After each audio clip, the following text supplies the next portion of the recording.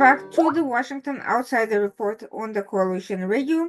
For those newly joining the program, my name is Irina Zuckerman and I'm the editor-in-chief of the Washington Outsider. With us today, we have Dr. Fathi Al-Mudaris. He is a senior advisor to the KRG, the Kurdish Regional Government. He is also an author of 15 books, most recently, a book focused on Kurdistan and business issues that he can discuss later in the program.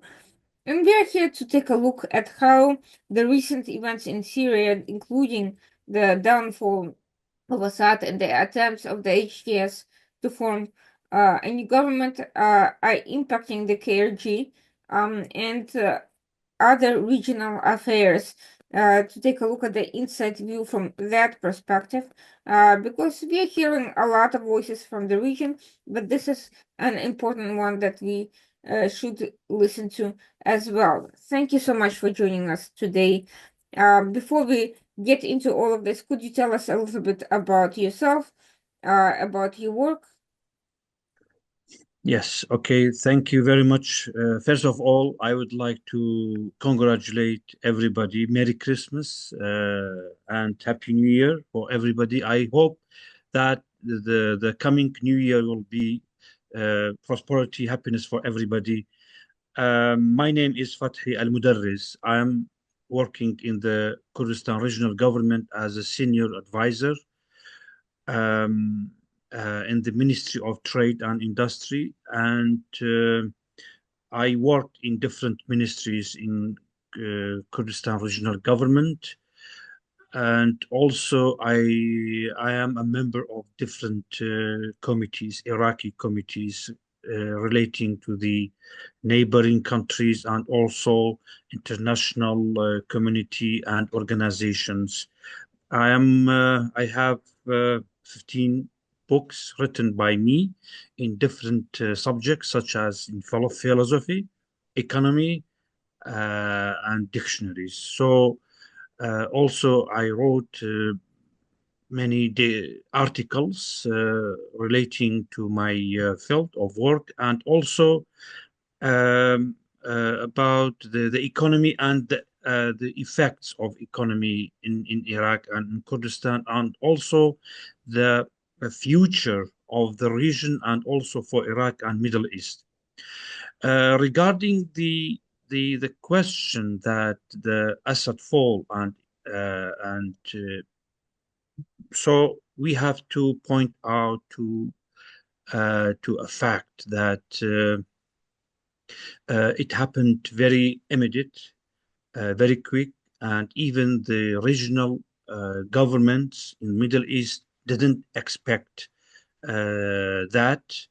That's why even we in the Kurdistan regional government didn't expect, and so now it is the time to rescheduling the priorities of the Middle East and the political system and even the economic systems. So I have to say that the political aspect and also the economic aspect both have great impacts and effects on KRG and Iraq in general. So, we are a part of Iraq in Kurdistan region. According to the constitution, Iraqi constitution, we are a part of Iraq. And regarding the financial and foreign policy is belonging to the central government.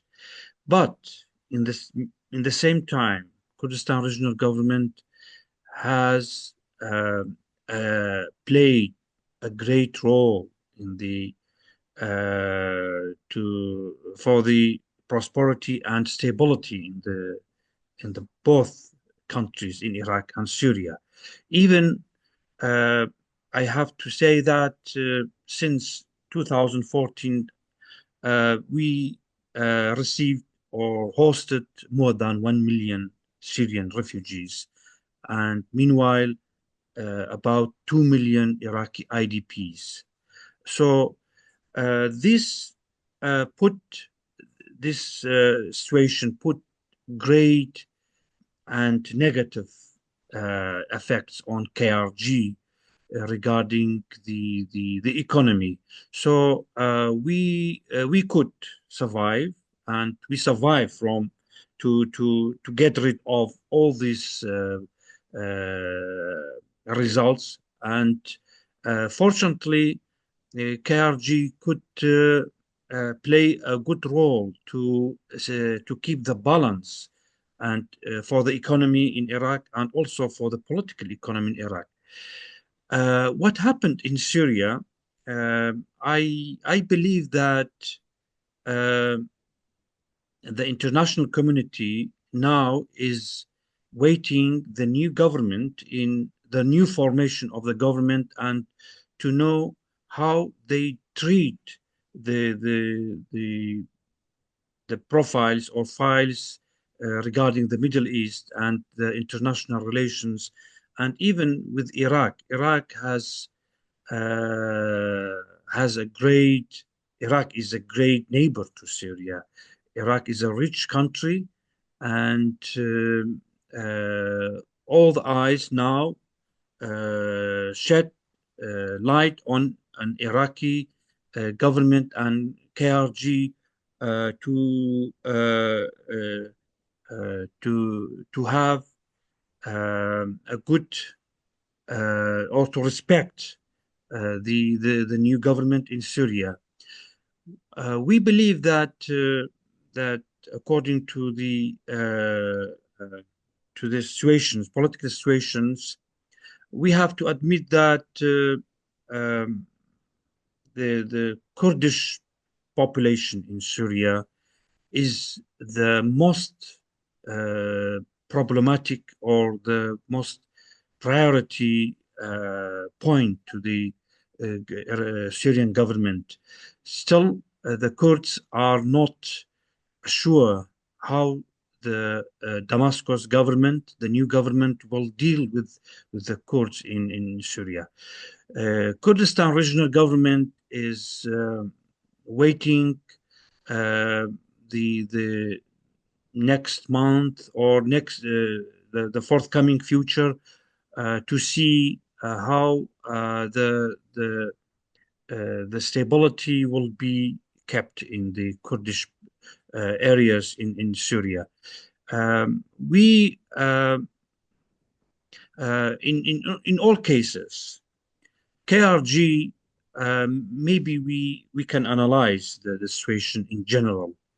Um, we benefit from what happened in Syria in the aspect of the economy because uh, uh, annually we have about 1 billion US dollars trade value with Syria, and we have very active trading activity with Syria, with KRG.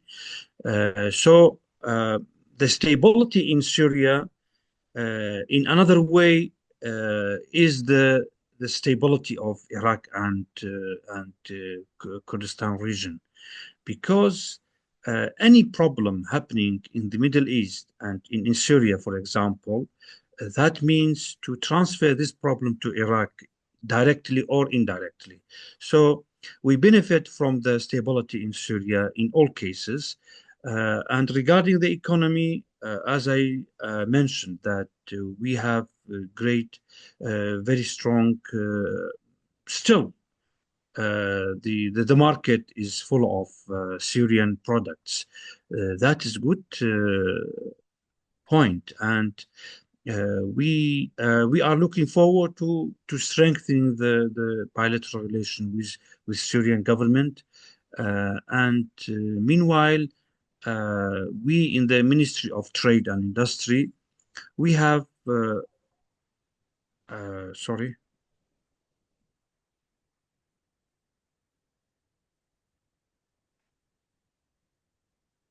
I'm hello. Yeah, I can hear you. Sorry, okay. It's interruption for the coming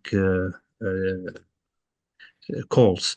So um, there is another point I would like to mention that the regarding the economy. Uh, Now, according to our statistics in the Kurdistan regional government, we have more than 500,000 Syrian refugees still. They are working in Kurdistan region. They have maybe they get good salaries and good they we can they can play a good role to keep the balance of economy between both countries. For example, when they go back to Syria, uh, and I am sure they are not willing to go back now because of they are not certain what's the next in Syria, but they um, they have um, they have restaurants here, hotels in Kurdistan region, some of them, and they have established companies here and business, a good business. So this will play a good role for future to make the value of the economy to be stronger and more uh, even when the next step in Syria, when the new government will be formed and there will be uh, the process of rehabilitation and reconstruction in Syria, um, we have in Kurdistan region more than 35,000 companies, foreign companies and local companies and Iraqi companies. They can play a good role to participate in the process of rehabilitate and also reconstruct the infrastructure in Syria. All this have good benefits for the KRG, and I am not mentioning the negative side, but uh, we are optimistic, and there is only one point that every Kurds, every people, every person in KRG is not sure and not certain about the future of the Kurds in Syria. I hope, and we all here in Kurdistan region, we hope that there will be a successful negotiation between all parties, and this will directly or indirectly will help to make the economic relations to be stronger with Iraq and with the Kurdistan region. Also, there is another point that in previous years there were many oil companies in Kurdistan region, and when the Iraqi parliament will approve the new law of the oil in Iraq, uh, there will be a lot of companies coming to Kurdistan region in order to do business in oil and gas. So when the prosperity and stability will be there in Syria, we can have the pipeline through Syria to the Mediterranean. This is another good point that some international oil companies are waiting the situation to be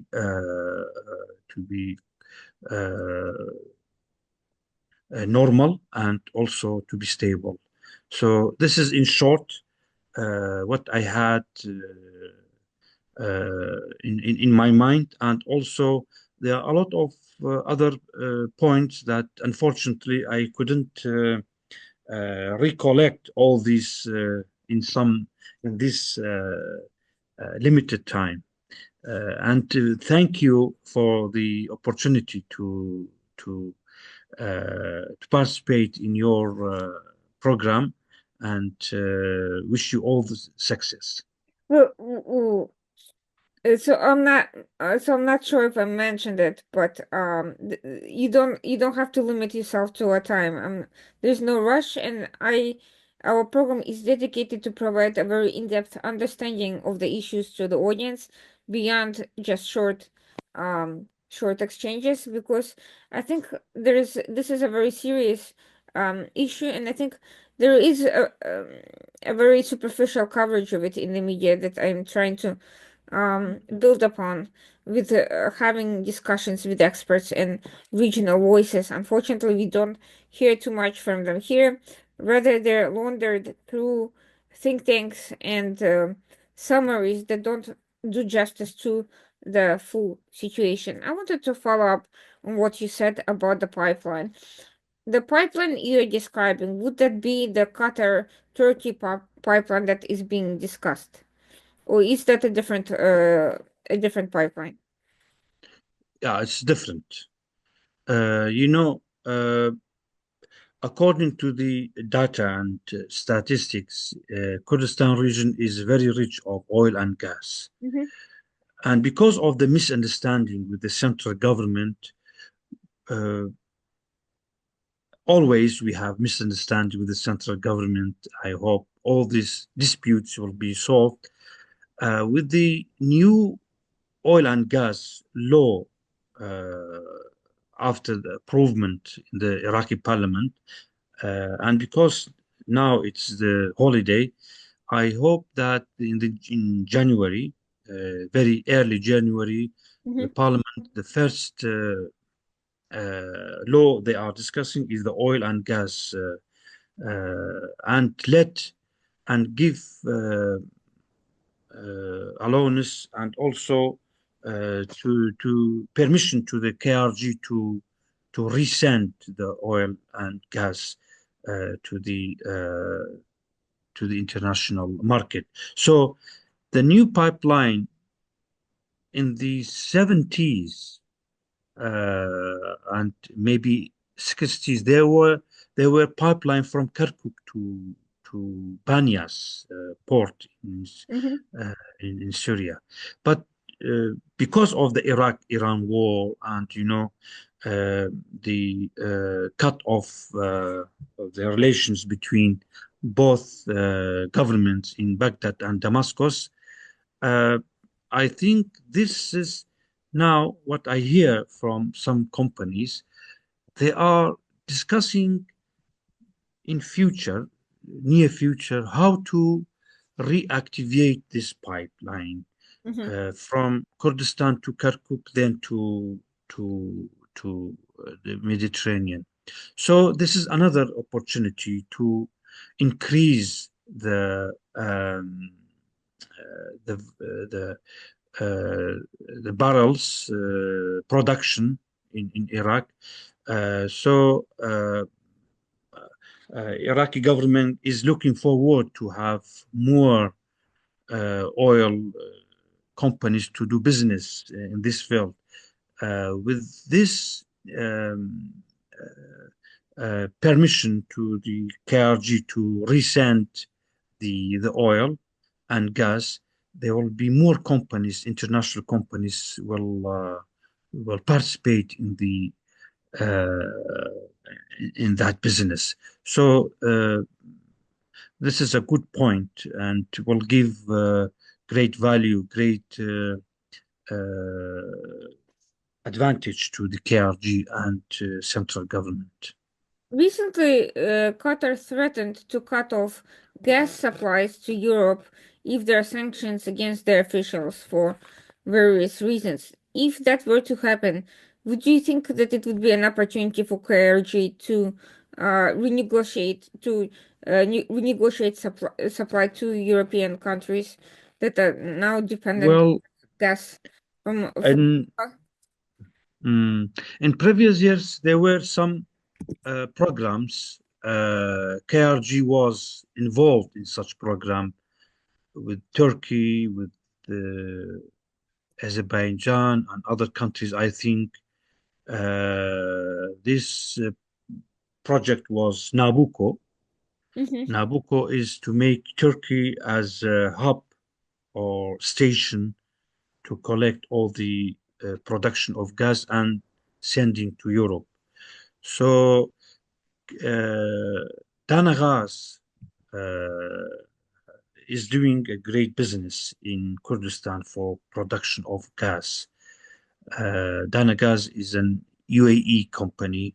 Mm-hmm. Uh, I know the managers and directors of Dana Gas, and they told me that the reservoir of the gas in Kurdistan is huge, and maybe it is equal to what Qatar has, Hmm. indeed. So uh, the point is that we need new technology, uh, high quality companies to invest in this field in future. With the improvement of the new law in Iraqi parliament, this will give the green light to these companies in order to do that business and to invest in gas. I know that it is not will be it's not a good news for Qatar and other countries, but this is the market. The competition is there, and even it's not good news for Iran. You remember how many rockets hit by the I don't know militias hit the company the Danagas and other uh, places which they are produce the gas and oil in Kurdistan region. But this is the always politics and economy is like one coin with two sides. Exactly. Exactly. So Yeah, that, speaking of Iran, isn't it the case that Iran has put substantial pressure on Baghdad government specifically to deny this sort of uh, autonomous development for KRG, and that's why there's been a lot of tensions, among other things, wasn't it one of the factors? Do you think the loss of Syria will force Iran to double down and to exercise greater control over Baghdad? Or do you think it's the opposite? Do you think because Iran is now weakened by the loss of Syria, it will relax and allow things to proceed? yeah. I think there will be a new development in the area. Hmm. The political development will not stop in this what what we have seen. Maybe tomorrow, after tomorrow, next week, there will be new development, and de facto situation will happen. Hmm. Who knows in the area? And what remains is uh, the KRG in this very troubled Middle East. Fortunately, KRG always is the stable oasis that even the foreigners who visit Kurdistan they feel uh, very comfort. They feel that they are very safe. Uh, Even the Iraqi government officials, high officials, they have houses in Erbil and Suleimania. Erbil, for example, Erbil is the capital of KRG. So uh, Kurdistan region could keep the balance of the relations economically and politically with the neighboring countries, could keep the balance of the even with the international companies. So we succeeded in this uh, game, let us say, with this political game, and the new development, always there will be new decisions, uh, maybe the you know the pressure of Iran on central government back Mm-hmm. then, it was because Iraq has an agreement with Iran to buy the Iranian gas for the power stations, electric power stations in Iraq. Mm-hmm. And always through their militias, their Shiite parties, they were putting pressure in order to not rehabilitate the factories and power station in Iraq in order to keep stop to produce gas and to buy Iranian gas of billions of dollars annually. So what happened in Kurdistan region? There was not only pressure, only we were attacked by the rockets. So the pressure was very high on KRG, but we could survive from the rockets. And you know what happened to these regimes in the Middle East? They are collapsing like the domino.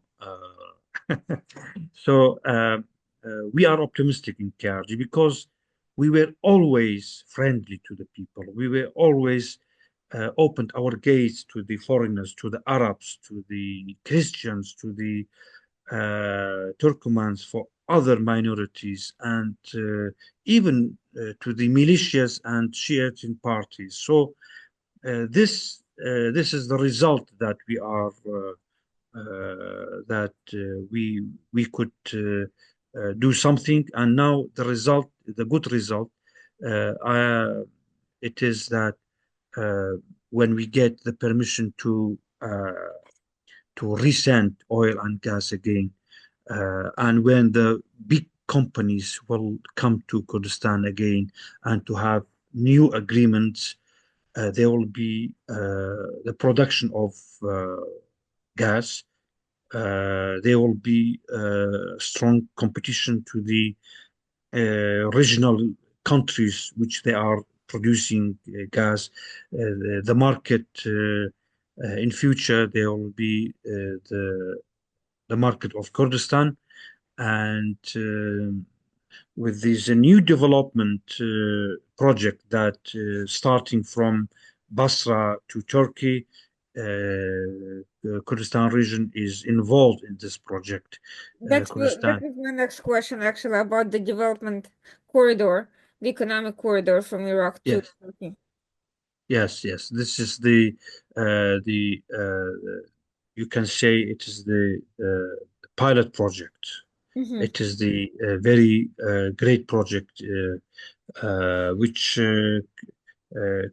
Kurdistan region has already paved the way and already rehabilitated the infrastructure for transportation, for example.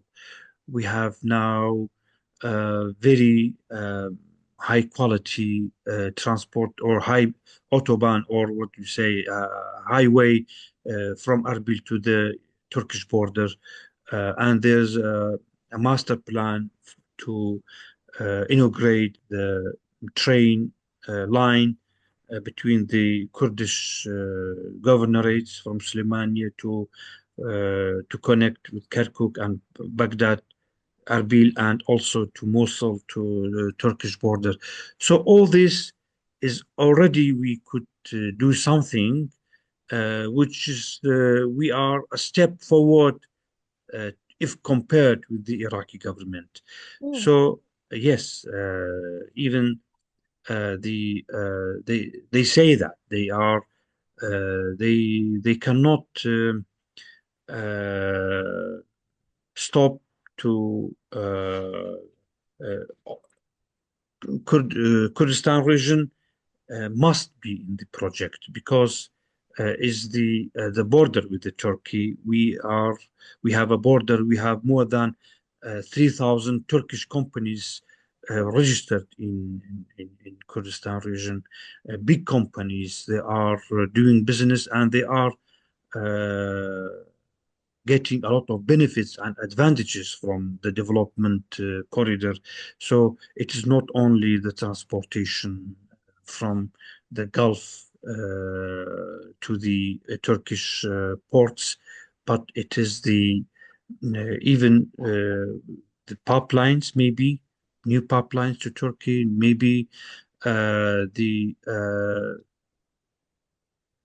big free trade zones, both sides, and also industrial zones along with the highway, and thousands of projects will be inaugurated during the starting with this the project. So with the stability of Iraq, the political stability,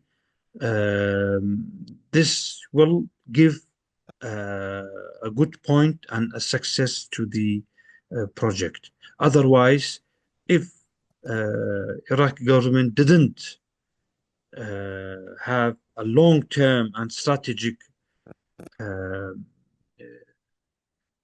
way how to deal with this, they will be not succeed because of the political, you know, even now there are a lot of militias in Basra and Samawa, Dhiqar, Nasriya and other cities. They are denying, they are not allowing to development road project to be successful because their interests will be hit by this project. This project is a governmental Mhm. at the international level, but the local militias they are not willing to make this project to be successful. So I have a study. I made a study or wrote an article Mhm. about this project with the a future outlook, with a future and strategic advantages to the KRG, how to get benefits from this project, and even the project is uh, two countries from the Gulf are involved in this project, UAE and Qatar. Mhm. So this will some call it as a new Silk Way in the Middle East. So with the collapse of the Assad regime in Syria, uh, the discussion maybe will be open to allow Syria to participate in this project because Mhm. it's not far away from Mosul. You know, the way we can use the Turkish ports and also Syrian ports. So with the stability, it could be Syria as a part of this project. Uh, so all the negotiations are opened. And by the way, I am representing KRG in Baghdad for Iraq accession to WTO, Mhm. and our last negotiation was in Geneva in July, this July, 2024. And this project was the point of discussion between some countries with Iraq. So that means it is not only Iraqi project. It is, you can say, it is the international project, but Iraq is the field or the ground which must be integrate and through the Iraqi cities. So the WTO asked Iraq to provide them with the details, and when Iraq will be a full member of the World Trade Organization, uh, they uh, they told us that this will help Iraq to open their corridors, their gates, in order to uh, lift the barriers on the trade activity in Iraq. Still, Iraq is not very rehabilitated or not ready to participate or to be a member of the WTO because of the laws and regulations that we are not amended, not changed. We have some laws belong to the 70s and 80s. So Mhm. uh, we daily we are working on this profile. It is the point that deserves mentioning for the when we talk about the economy in Iraq, there must be WTO that point because uh, we have to amend all the laws, all the regulations, and to be suitable and to be um, at the international standards and international levels. So a lot of points, a lot of negotiations happened in Geneva, and now we are preparing ourselves for the next round in Geneva in June 2025.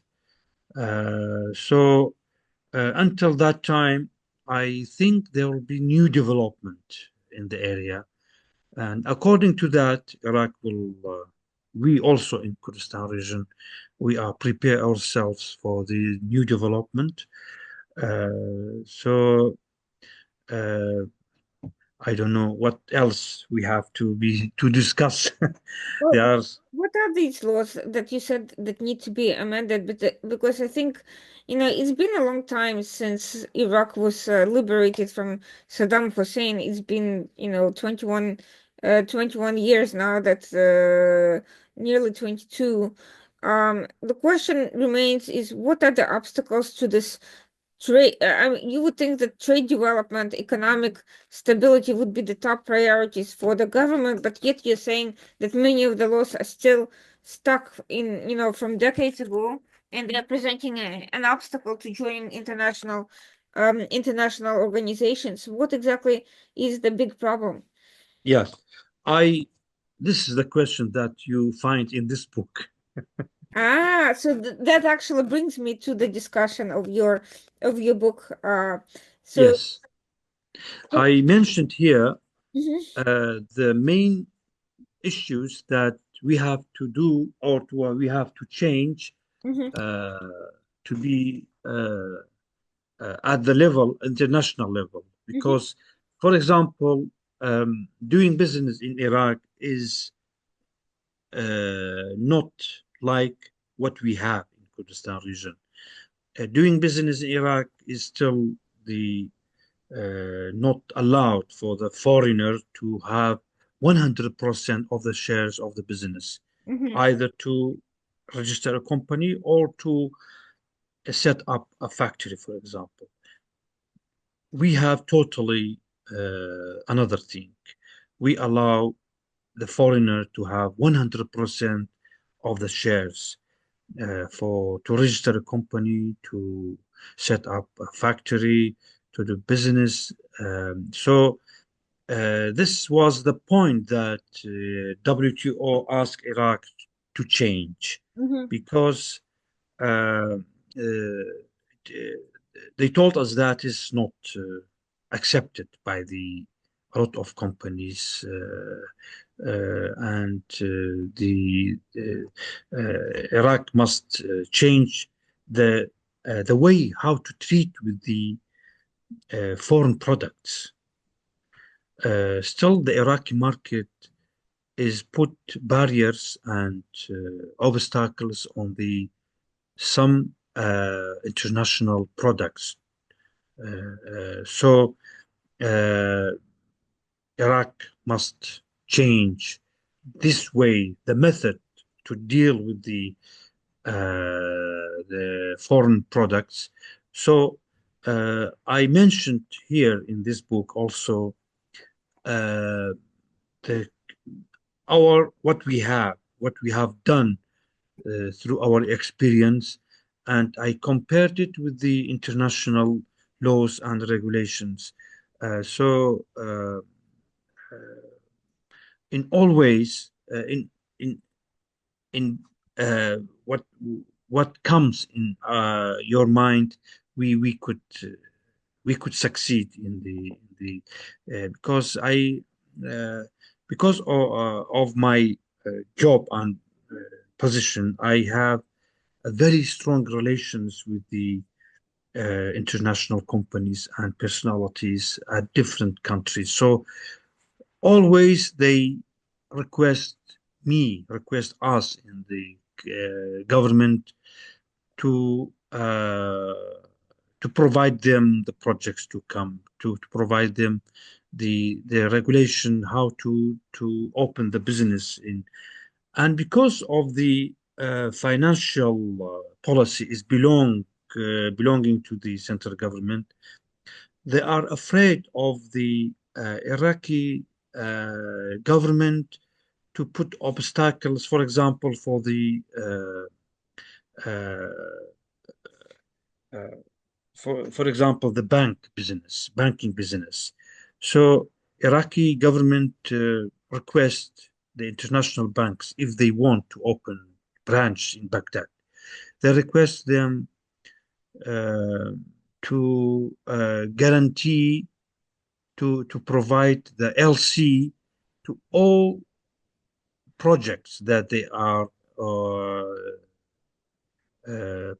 providing the financial support, and also uh, to put about 100 million US dollars in the Iraqi bank in order to uh, for the to help Iraqi government for rehabilitating the infrastructure in Iraq.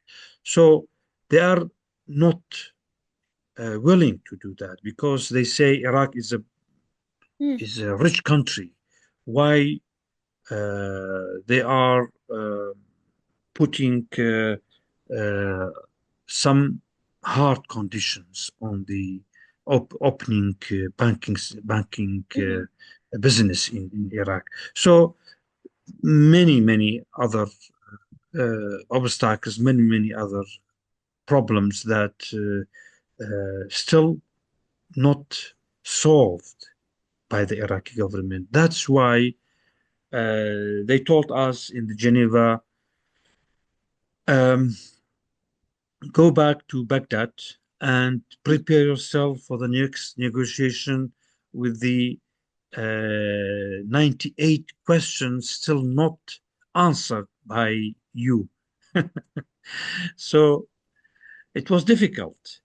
Regarding the Kurdistan regional government, Kurdistan region, the minister who headed the delegation, the Iraqi minister, told us, uh, we congratulate you because your laws, your regulations, and according to your experience, 30 years since 1992, the first cabinet until now, because of our experience, we could understand how to how treating the economy at the international level, how to open our gates, how to uh, provide the opportunities to others to work and to open business. So uh, I uh, I told minister in Baghdad,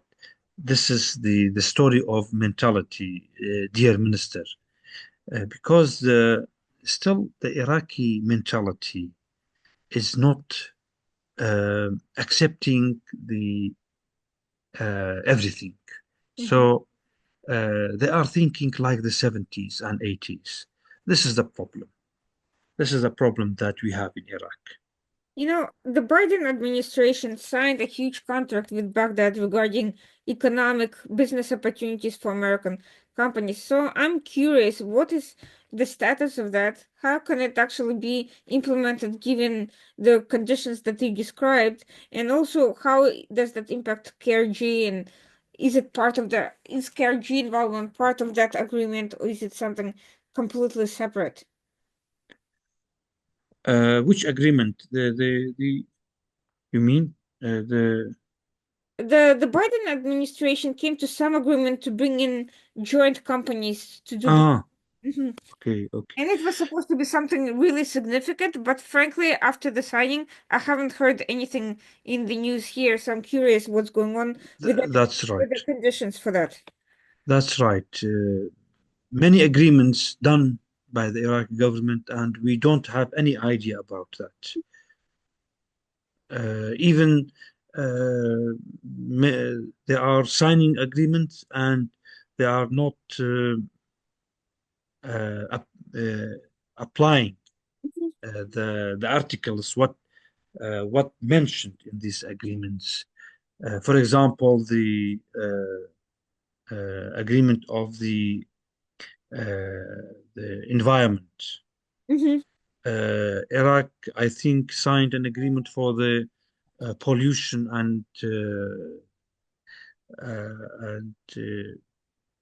get rid of the poison gas to be by some factories. But still, these factories are working and they are not have any. So the Iraq government didn't apply these articles of this agreement. So um, always we in Kurdistan regional government we are suffering from according to the this, constitution we have to be a good partner to any agreement, a good partner to any understanding with the other countries. But unfortunately, we don't have any ideas what's going on. 90% of the agreements we don't have any ideas. This is one of the problems that we are suffering from with Baghdad, and always we have misunderstanding with the different issues regarding the economy, oil and gas, and even agriculture, even agriculture. So, uh, for example, Iraqi farmers, when they have the wheat and barley products, the Iraqi government buy 100% of these products, but in Kurdistan region they are only accept 40% of the products of the Kurdish farmers. So this is one small example of the that we have always uh, we are suffering, we are misunderstanding, we have misunderstanding with Baghdad. So, but we could do our work. We could do our business with the help of some international companies and help of some European and American support. So, uh, you know, always Kurdish people were long time. They were saying we don't have friends, only mountains we are our friends. Mhm. But fortunately, now we have very good friends. So I, by the way, I have a book. It's in next month will be published. Mhm. This is the issue of the dilemma of Kurdish personality and in the history. So uh, what history is mentioning about the Kurdish person and I compared the personality of Kurdish people from history till now, and I expect what kind of personality that we maybe we get or we have in future. So it's a very interesting book, I hope, but it is in Kurdish language. Ah, well, you need to translate them more to English. By the way, I have, going back to something you said earlier, you mentioning the economic corridor and how the militias in Basra are presenting an obstacle. Is there a plan to really take care of the security situation so all of these great economic endeavors could come to fruition? And if so, what is it? Because if Baghdad is not using its own military to crack down on these militias and to integrate them or to make sure they don't present an obstacle. Who is supposed to put an end to this? I don't, it's one thing to sign agreements and change laws, but the security aspects of the situation, it seems, are not being taken care of. How are they, how are these militias going to be stopped? Is there any plan for that by anybody? Well, it is very complicated issue. What you hear and what you read about the development corridors project is only papers now in Iraq. That's was my sense. I was concerned about that. This is like iMac, which also was exactly the same idea with very Yeah, little. Hmm. exactly, because uh, everybody knows that Iraq is a rich country. We have oil, but unfortunately, we couldn't. Iraqi people they couldn't um, use oil for the interest of people. Hmm. Always there was wars, sanctions, conflicts, and even wars with the neighboring countries. So Iraq, I'm always traveling to Baghdad to join the meetings. Uh, by the way, I graduated from the Baghdad University Hmm. in 90s. So what I see now, it's like what in the 90s. So with this huge budget that Iraqi government has, still they don't have any big projects from Basra to Kirkuk. Uh, so how development corridor project will be on the ground, and there is no seriousness of the Iraqi government to apply this project. Uh, they asked UAE and Qatar to participate in the project because they would like to have their money and not Iraqi money. So it's very uh, funny. It's very funny, really. Iraq is a rich country and they have no money.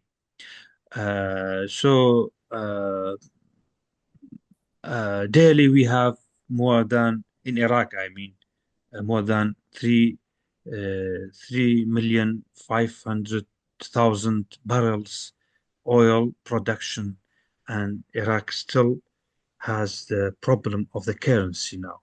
Why is it? Is it because of the issue with the Iran, with the sanctions and the Iranian money coming into the banks, or are there other? Corruption, corruption, corruption is like the cancer spread it on the Iraqi body, and did not let Iraq to breathe the fresh air. Mhm. Um, Billions of dollars. Nobody knows where. Maybe the militias, Mhm. parties, and I don't know. It's a big question mark to the corruption profile in Iraq. So I I know some people in Baghdad. They told me that from since 2004 till now, maybe 2 trillion US dollars is gone or what do you say, disappeared. I don't know. Yeah. That's there's a saying from my ex-Soviet friends: the money that disappeared in Moscow appeared in Geneva.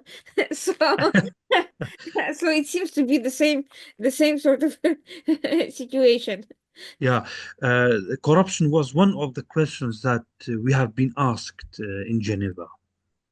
Hmm. What's the Still, Iraq has no law of anti-corruption. You know that? really none We at all? don't have. It's even a fake law that nobody No, follows. we. It's like the Iraq is living in paradise. You know, This is the. this is an interesting thing because for the US it's a big problem, not because, corruption is always a problem, but the specific problem is US has very strong anti-corruption laws on doing business. And so basically if you want to do a contract in a country like Iraq, you're not allowed to give kickbacks or bribe foreign officials if you're a company to get a tender, a competitive tender on the company. So that puts US at a significant disadvantage against other Middle Eastern companies or even European countries who don't have the same level of restriction. So to come into the Middle East for US and to also abide by American laws is very problematic. Yes, that's right. That's right. Uh, I always we have this discussion with the American delegations visiting Kurdistan region, Hmm. uh, and we have uh, provide the license to the AmCham to be open their branch in Erbil, Hmm. American Chamber of Commerce. Sure. So they told us. I asked them last our last meeting why we don't have much American business delegations visiting Iraq and Kurdistan. So they told us that it is a very complicated issue because Iraq still not. Um, we believe they say we believe Iraq still not very safe. It's very not very open to the Hmm. foreign companies. Even the infrastructure of the laws, infrastructure of the business is not enough for the American companies to visit Iraq, and that's right. That's right. So this is the question. The corruption is the question. Uh, um, uh, Sorry, I have another call from Rudao. From Rudao. One last question to wrap it up, and that is, with the new Trump administration coming in, what is the policy expectation, and what would you like to see happen in terms of the U.S. KRG and U.S. Iraq relations? The new administration, of course, is still, they have their priorities, settling conflicts, imposing tariffs, battling, illegal migration. But in terms of foreign relations, what is it that can be offered to the administration to prioritize these issues, at least on the business level or some security level, given that there is an expected drawdown of US troops in Iraq? How can KRG continue its relationship with the Trump administration in light of these realities? Well, it depends on the United States government, new administration. Uh, Always we in Kurdistan region, we uh, our gates, our quotas are opened for any business, for any Mhm. delegation, and they know that Kurdistan region is very safe. Even they we heard from some delegation, European and American delegation, they said Kurdistan region is more safe than the, the Italian cities and maybe some French cities. So that's true. I can believe that That's true. actually. And that's true. Practically, when a problem or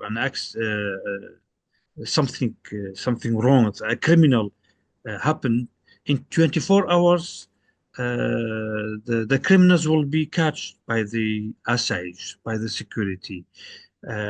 So it's very safe. And American soldiers since 2003, they know that fact sheets, and they know that Kurdistan is very safe. But the problem is that we are not a country in Kurdistan region. We don't have the political decision.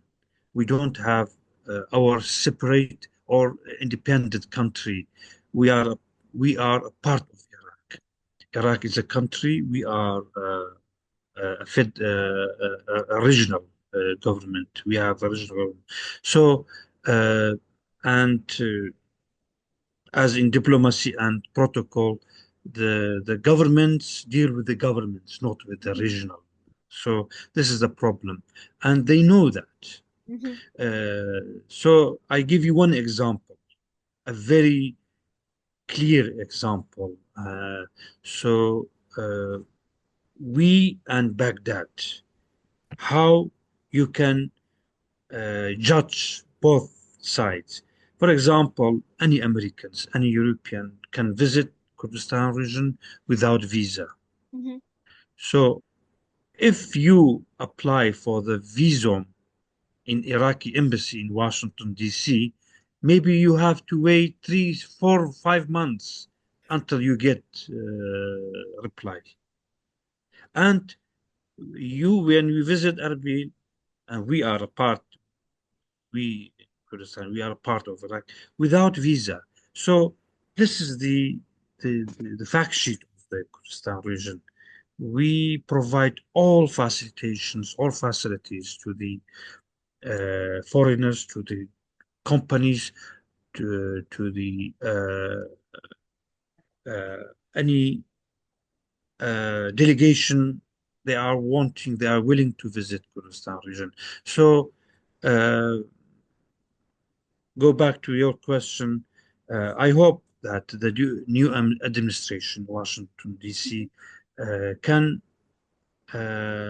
make a comparison or can differentiate uh, between us and what's happening in Baghdad. Baghdad and Iraq government is, who knows, maybe we go back to the time of the political problems. mhm. Who knows? ISIS still there and there between around Baghdad, around Mosul, around Kirkuk. Still, they are threats. So who knows? There will be Iraq is under the target of the terrorists. Iraq is full of terrorists. Kurdistan is empty of the terrorists. This is the message that I would like to transfer to anybody, any educated people around the world. Well, thank you so much for your time, for your great insights into this situation, and I think it will be very interesting to hear for those listeners in the U.S., be they just regular people trying to learn more about the situation, or members of the administration who will hopefully watch. Unfortunately, many of them are new and they are not yet know much about the Middle East, but this was having these sort of insights. I think it would be very helpful. Thank you so much. I wish you the best. For those watching the Thank you. program, we'll be back next Tuesday night at 9 p.m. the Washington Outsider Report on the Coalition Radio. And thank you to Dr. Fathi El Mudaris for his time and fee for this conversation. Thank you very much for you, and it was my honor to participate in your program. Thank you very much, and have a nice day and nice and happiness holidays. Thank you so much. Appreciate it. Thank you. Thank you. Bye bye.